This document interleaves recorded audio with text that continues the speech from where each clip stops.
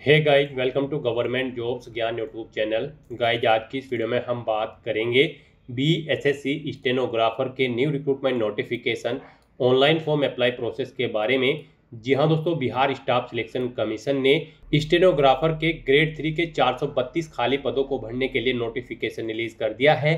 कैसे आप इस भर्ती में पार्टिसिपेट करने के लिए अपने फॉर्म अप्लाई कर सकते हो बिना कोई मिस्टेक किए हुए, इसकी पूरी जानकारी हम आपको स्टेप बाय स्टेप रजिस्ट्रेशन से लेकर प्रिंट तक इस वीडियो में देंगे। बस आपको इस वीडियो को स्किप के बिना शुरू से लेकर एंड तक देखना है। उसके बाद वीडियो पसंद आए तो इसे लाइक और शेयर कर दें। चैनल पर नए हो तो इसे सब्सक्राइब कर लें। साथ ही साथ आपको फॉर्म अप्लाई करते हुए जो जो भी प्रॉब्लम फेस हो रही है उन सभी का हल आपको इस वीडियो में मिल जाएगा। कैसे यहाँ पर आपको अपनी क्वालिफिकेशन की डिटेल देनी है, फोटो सिग्नेचर अपलोड करने हैं, लाइव फोटो कैप्चर करना है, पूरी जानकारी आपको इस वीडियो में दी जाएगी। बस आपको एंड तक हमारे साथ इस वीडियो में बने रहना है। तो बिना कोई वक्त गंवाए चलिए शुरू करते हैं। आपको इस वीडियो के डिस्क्रिप्शन बॉक्स में हमारी वेबसाइट ind-sarkari-naukri.in के पेज का लिंक मिल जाएगा। यहाँ पर आपको इस भर्ती के रिगार्डिंग सभी डिटेल्स प्रोवाइड कर दी गई है। Bihar staff selection commission BSSC ने स्टेनोग्राफर स्टेनोटाइपिस्ट ग्रेड 3 के 432 खाली पदों को भरने के लिए नोटिफिकेशन रिलीज कर दिया है। आप 25 सितंबर 2025 से 3 नवंबर 2025 तक अपने फॉर्म अप्लाई कर सकते हो। फॉर्म को फाइनल सबमिट करने की लास्ट डेट 5 नवंबर 2025 है। 25,500 से 81,100 के बीच में सैलरी आपको प्रोवाइड कराई जाएगी। आपका 12वीं क्लास पास आउट होना जरूरी है, प्लस आपको टाइपिंग की नॉलेज होनी जरूरी है इस भर्ती में पार्टिसिपेट करने के लिए। 18 से 37 साल मेल कैंडिडेट के लिए आयु सीमा है और 18 से 40 साल फीमेल के लिए। जनरल, ओबीसी, ईडब्ल्यूएस और अदर स्टेट कैंडिडेट को 100 रुपये जमा कराने हैं। एससी, एसटी, पीएच फीमेल को भी 100 रुपये यहाँ पर फीस के रूप में जमा कराने होंगे, जो कि आप ऑनलाइन मोड से जमा करा सकते हो। सिलेक्शन यहाँ पर आपका रिटन एग्जाम, प्रैक्टिकल स्टेनोग्राफी और टाइपिंग टेस्ट, डॉक्यूमेंट वेरिफिकेशन और मेडिकल एग्जामिनेशन के आधार पर होगा। आप ऑल इंडिया से ऑनलाइन मोड में अप्लाई कर सकते हो। उसके लिए आपको इस पेज को नीचे स्क्रॉल डाउन करते हुए इंपॉर्टेंट लिंक सेक्शन में आना है। ऑफिशियल नोटिफिकेशन पीडीएफ लिंक पर क्लिक करके इस भर्ती के नोटिफिकेशन को ओपन कर लेना है और इसमें से आपको पूरी डिटेल रीड कर लेनी है। यहाँ पर आपको सभी डिटेल्स प्रोवाइड कर दी गई है, जैसे कि क्या पोस्ट का नाम है, कितनी उसके लिए नंबर ऑफ वैकेंसीज है, किस कैटेगरी के लिए कितनी वैकेंसीज है, कैसे आप अप्लाई कर सकते हो, कब से कब तक आप अप्लाई कर सकते हो, क्या आपका एलिजिबिलिटी क्राइटेरिया होना चाहिए। पूरी जानकारी आपको इस नोटिफिकेशन में दे दी गई है। आप सभी डिटेल्स यहाँ से रीड आउट करें, उसके बाद अपने फॉर्म अप्लाई कर लें। फॉर्म अप्लाई करने के लिए भी आपको हमारी वेबसाइट के इसी पेज पर ही अप्लाई ऑनलाइन का लिंक दिया गया है। जैसे ही आप इस लिंक पर क्लिक करेंगे, आपके सामने यहाँ पर बिहार स्टाफ सिलेक्शन कमीशन का ये पोर्टल ओपन होगा।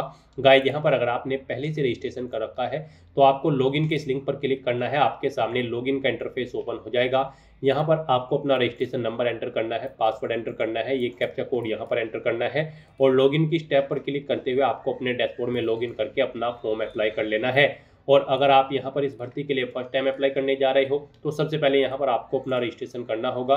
उसके लिए आपको यहाँ पर रजिस्ट्रेशन का लिंक दिया गया है, आप इस पर क्लिक करें और अपना रजिस्ट्रेशन कर ले। रजिस्ट्रेशन के लिंक पर क्लिक करते ही आपके सामने रजिस्ट्रेशन का फॉर्म स्टार्ट हो जाएगा। यहाँ पर आपको अपनी बेसिक डिटेल्स प्रोवाइड कराते हुए अपना रजिस्ट्रेशन कंप्लीट करना है। सबसे पहले यहाँ पर आपको अपना नाम एंटर करना है। आपको अपनी 10वीं की मार्कशीट के अकॉर्डिंग अपना नाम यहाँ पर एंटर करना होगा और नाम से पहले आपको मिस्टर, मिसेज या फिर डॉक्टर वगैरह नहीं लगाना है। फिर आपको अपना जेंडर सेलेक्ट करना है। फिर यहाँ पर आपसे पूछा गया कि क्या आपके पास बिहार स्टेट का डोमिसाइल है, अगर है तो आप यस करेंगे और अपनी कैटेगरी सेलेक्ट करेंगे।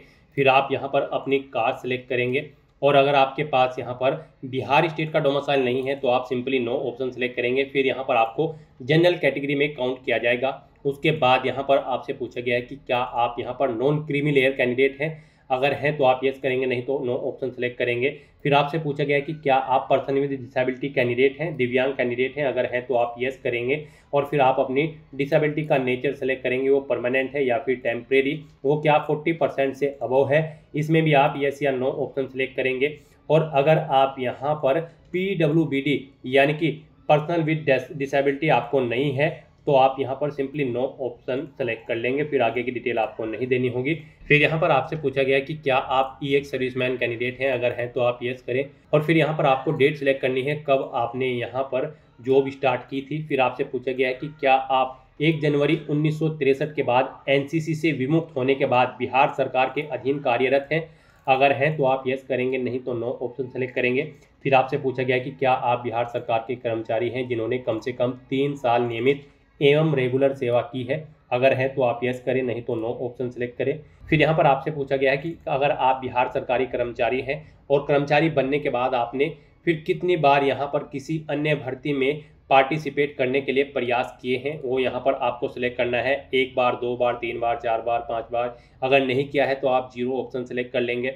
फिर आपसे पूछा गया कि क्या आप बिहार सरकार में आशु टंकक के पद पर संविदा नियोजित कर्मी हैं, अगर है तो आप यस करेंगे, नहीं तो नो ऑप्शन सेलेक्ट करेंगे। यस ऑप्शन अगर आप सिलेक्ट करते हैं तो फिर आपको बताना होगा कि क्या आपके पास सामान्य प्रशासन विभाग पटना के संकल्प ज्ञापक 1003 दिनांक 22/1/2021 के आलोक में इकरारनामा है, अगर है तो आप यस करेंगे, नहीं तो नो ऑप्शन सेलेक्ट करेंगे। बिहार सरकार में संविदा में सेवा अवधि यहाँ पर आप सिलेक्ट करेंगे, और अगर आप यहाँ पर बिहार सरकार में आशु लिपिक या आशु टंकक के पद पर संविदा नियोजित कर्मी नहीं है तो आप नो ऑप्शन सेलेक्ट कर लेंगे। फिर आपसे पूछा गया है कि क्या आपके पास विज्ञापन के अनुसार शैक्षिक एवं तकनीकी योग्यता है इस भर्ती पर अप्लाई करने के लिए, तो यहाँ पर आपको यस ऑप्शन सेलेक्ट करना है। फिर गाइज यहाँ पर आपको अपना मोबाइल नंबर एंटर करना है। अपना मोबाइल नंबर एक बार फिर से एंटर करके उसे कंफर्म कर लेना है। अपनी ईमेल आईडी एंटर करके उसे भी कंफर्म कर लेना है। फिर यहाँ पर आपको अपनी डेट ऑफ बर्थ सेलेक्ट करनी है। उसके बाद यहाँ पर आपको ये कैप्चा कोड इस बॉक्स में एंटर करना है और फिर सेव एंड कंटिन्यू के इस ऑप्शन पर क्लिक कर देना है। फिर यहाँ पर आपने रजिस्ट्रेशन में जो डिटेल प्रोवाइड कराई है उसे आप चेकआउट कर लें। कहीं पर कोई मिस्टेक है तो आप एडिट बटन पर क्लिक करके एडिट कर सकते हैं, नहीं तो यहाँ पर बस अब आपको कन्फर्म एंड नेक्स्ट के इस ऑप्शन पर क्लिक कर देना है। इस तरह से यहाँ पर आपका रजिस्ट्रेशन सक्सेसफुली कंप्लीट हो चुका है। आपको एक रजिस्ट्रेशन नंबर यहाँ पर प्रोवाइड कर दिया गया है। ये रजिस्ट्रेशन नंबर और आपका पासवर्ड आपको आपके रजिस्टर्ड मोबाइल नंबर और ईमेल आईडी पर भी सबमिट कर दी गई हैं। आपको उन्हें केयरफुली नोट डाउन करके रख लेना है फ्यूचर यूज के लिए। और गाइस यहाँ पर बस अब आपको क्लिक हियर फॉर लॉगिन की स्टेप पर क्लिक करना है। फिर यहाँ पर आपको अपना रजिस्ट्रेशन नंबर एंटर करना है, पासवर्ड एंटर करना है, ये कैप्चा कोड आपको यहाँ पर एंटर करना है और लॉगिन की स्टेप पर क्लिक करते हुए आपको अपने डैशबोर्ड में लॉगिन कर लेना है। नेक्स्ट आपके सामने आपका डैशबोर्ड कुछ इस तरह से शो होगा। आपका फॉर्म स्टार्ट हो चुका है। गाइस यहाँ पर आपको 6 स्टेप को कंप्लीट करते हुए अपना फॉर्म अप्लाई करना है। सबसे पहले यहाँ पर आपको अपनी पर्सनल डिटेल देनी है, फिर आपको फीस पेमेंट करना है, अपनी एजुकेशन क्वालिफिकेशन की डिटेल देनी है, उसके बाद फोटो और सिग्नेचर अपलोड करने हैं, लाइव फोटो कैप्चर करना है और फिर आपको अपना फॉर्म सबमिट करते हुए अपने फॉर्म का एक हार्ड कॉपी प्रिंट आउट ले लेना है। तो इन 6 स्टेप को कंप्लीट करते हुए आपको अपना फॉर्म सबमिट करना है। तो यहाँ पर अब आपको फर्स्ट स्टेप अपनी पर्सनल डिटेल देनी है। यहाँ पर आपको आपकी कुछ पर्सनल डिटेल ऑटोमेटिकली फिर मिल जाएगी जो आपने रजिस्ट्रेशन टाइम पे प्रोवाइड कराई थी। बस यहाँ पर अब आपको अपने फादर का नाम एंटर करना है, मदर का नाम एंटर करना है। फिर यहाँ पर आपका जो डोमिसाइल सर्टिफिकेट है वो आपको किस तिथि को इशू हुआ है वो डेट आपको इस कैलेंडर के ऑप्शन पर क्लिक करके सिलेक्ट कर लेनी है। उसका नंबर यहाँ पर आपको एंटर करना है। फिर उस अथॉरिटी का नाम सेलेक्ट करना है जिसने आपको आपका डोमिसाइल सर्टिफिकेट प्रोवाइड कराया है। अगर इसमें उस अथॉरिटी का नाम नहीं है तो आप अदर ऑप्शन सेलेक्ट करेंगे और फिर यहाँ पर उसका अथॉरिटी का पद नाम एंटर कर देंगे। फिर यहाँ पर आपको इस पेज को नीचे स्क्रॉल डाउन करना है। यहाँ पर आपको आपकी कुछ पर्सनल इन्फॉर्मेशन ऑटोमेटिकली फिर मिल जाएगी। बस यहाँ पर अब आपको बताना है कि क्या आप स्वतंत्रता सेनानी के आश्रित है, अगर है तो यस करेंगे, नहीं तो नो ऑप्शन सेलेक्ट करेंगे। यस ऑप्शन अगर आप सेलेक्ट करते हैं तो फिर आपको फ्रीडम फाइटर सर्टिफिकेट नंबर यहाँ पर देना होगा।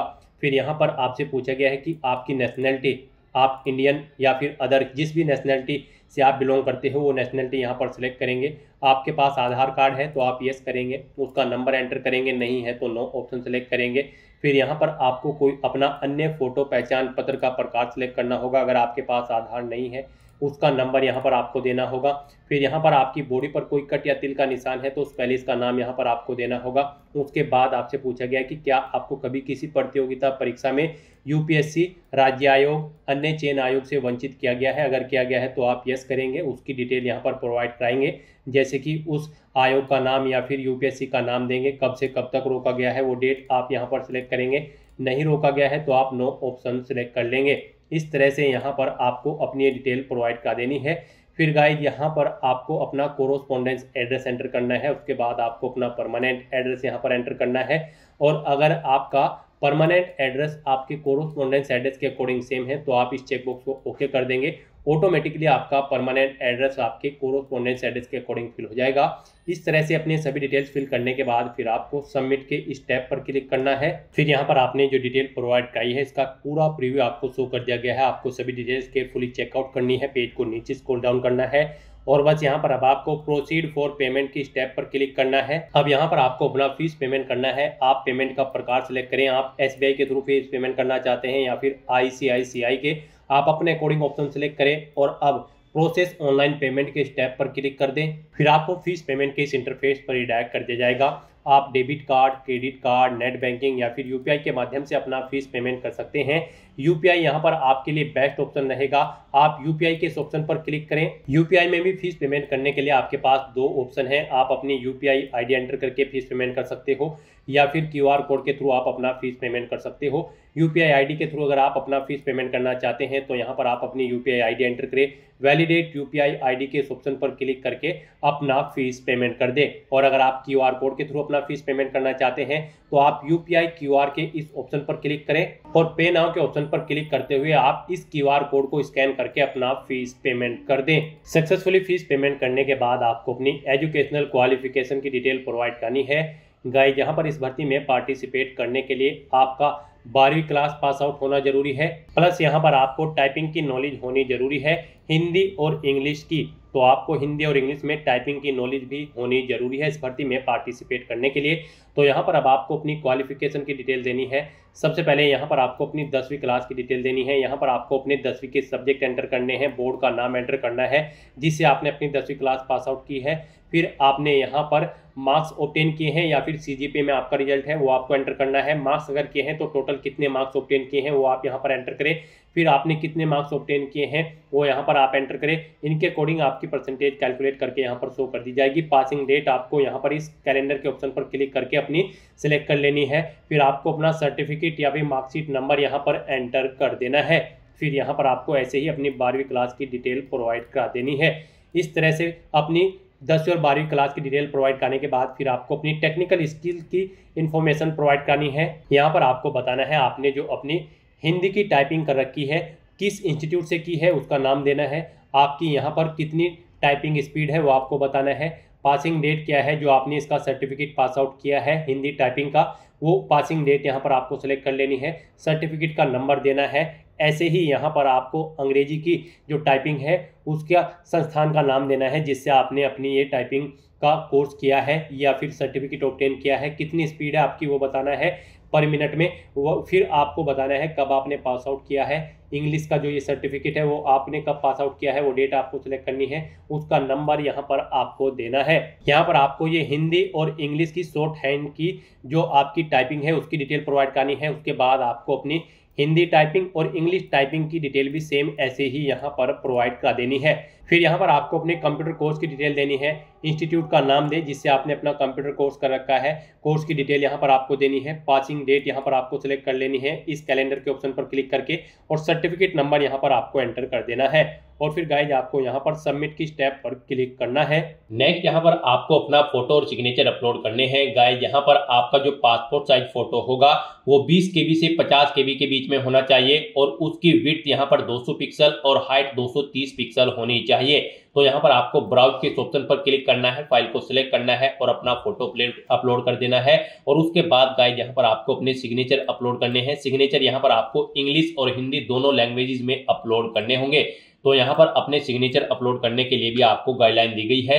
यहाँ पर आपके जो सिग्नेचर होंगे वो 10 KB से 20 KB के बीच में होने चाहिए और उनकी जो विड्थ है वो 200 पिक्सल और हाइट यहाँ पर 60 पिक्सल होनी चाहिए। उसके लिए भी आपको ब्राउज के ऑप्शन पर क्लिक करना है, फाइल को सिलेक्ट कर लेना है और हिंदी और इंग्लिश दोनों लैंग्वेजेस में आपको अपने सिग्नेचर यहाँ पर अपलोड कर देने हैं। आपके ये सिग्नेचर JPG फॉर्मेट में होने चाहिए। तो यहाँ पर अब अपने फोटो और सिग्नेचर अपलोड करने के बाद फिर आपको सबमिट के इस ऑप्शन पर क्लिक कर देना है। नेक्स्ट यहाँ पर आपको अपना लाइव फोटो कैप्चर करना है। उसके लिए यहाँ पर आपको टेक फोटो के इस ऑप्शन पर क्लिक करना है और अपना लाइव फोटो यहाँ पर कैप्चर कर देना है। फोटो कैप्चर करते हुए आपको कुछ चीजों का ध्यान रखना होगा, जैसे कि जहां पर आप अपना लाइव फोटो कैप्चर कर रहे हैं वहां पर प्रॉपर वे में आपकी रोशनी होनी चाहिए और वो प्लेस आपका नीट एंड क्लीन होना चाहिए। तो यहाँ पर आपको अपना लाइव फोटो कैप्चर करने के बाद फिर सबमिट के इस ऑप्शन पर क्लिक कर देना है। लाइव फोटो कैप्चर करने के बाद आपको डिक्लेरेशन सेक्शन में इस चेकबॉक्स को ओके करना है और उसके बाद फिर गाइज आपको फाइनल सबमिट के इस ऑप्शन पर क्लिक करके अपना फॉर्म सबमिट कर देना है। इस तरह से यहाँ पर आपका एप्लीकेशन फॉर्म सक्सेसफुली सबमिट हो चुका है। अब यहाँ पर आप प्रिंट पेमेंट स्लिप के इस ऑप्शन पर क्लिक करके आप अपने एप्लीकेशन फीस की पेमेंट का एक हार्ड कॉपी प्रिंट आउट ले सकते हैं और प्रिंट एप्लीकेशन स्लिप के इस ऑप्शन पर क्लिक करके आप अपने एप्लीकेशन फॉर्म का एक हार्ड कॉपी प्रिंट आउट ले सकते हैं फ्यूचर यूज के लिए, फ्यूचर रेफरेंस के लिए। तो दोस्तों ऐसे आप Bihar staff selection commission stenographer की इस भर्ती के लिए अपने फॉर्म अप्लाई कर सकते हो बिना कोई मिस्टेक किए हुए।